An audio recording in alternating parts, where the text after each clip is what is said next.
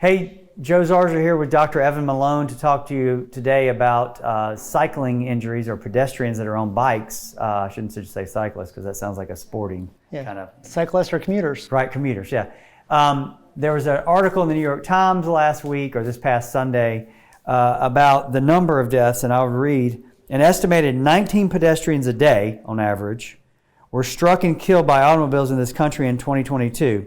The year before, pedestrian deaths reached a 40-year high. So we're at a place where, and that wasn't the thrust of this article. The article wasn't about the numbers. The article was more about many of those deaths are people that are commuting, not necessarily cycling for sport. Not spandex and pointy helmets and fancy bikes. That's right.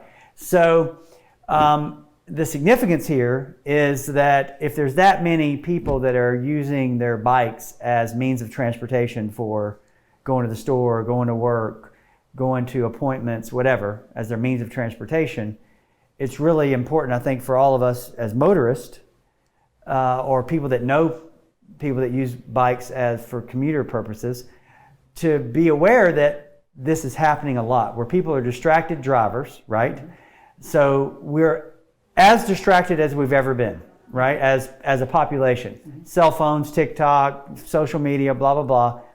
And then you couple that with cyclists on the road or commuters on the road, and you have to share the road, right?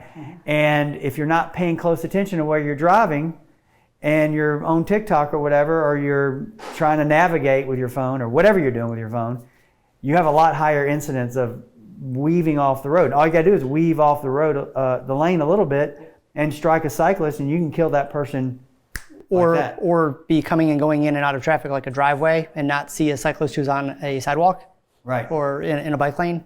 Yeah, and then commuters aren't as savvy many times as people that ride for sport, so they don't have all of the safety equipment, which you have to have, especially if you're riding beyond daylight. You're supposed to have the lights even in daylight. Front and rear, especially before and after dusk and before the sun up. You got to have the front and rear light. And also you see a lot of headphones on commuters. And those people obviously can't hear the traffic around them, hear people yelling at them perhaps, horns, that kind of thing. So the article basically said this is really happening in a disproportionate amount to people who are different socioeconomic level.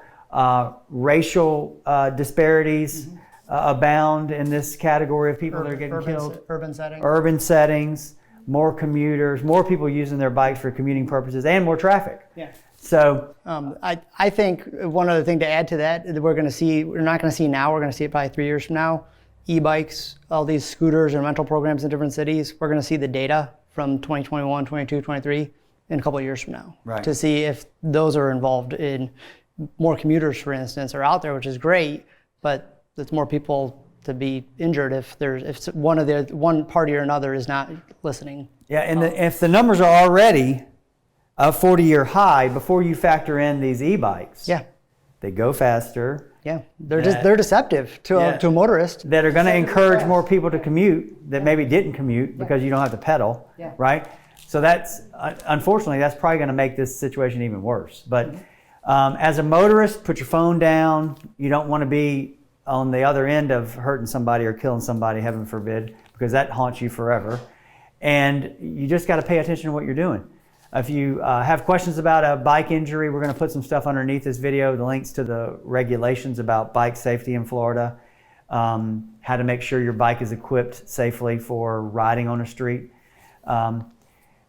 You can call us if you have questions about it at 855-HIRE-JOE. You can find us on the web for more information about bike safety at zarzaurlaw.com. Thank you.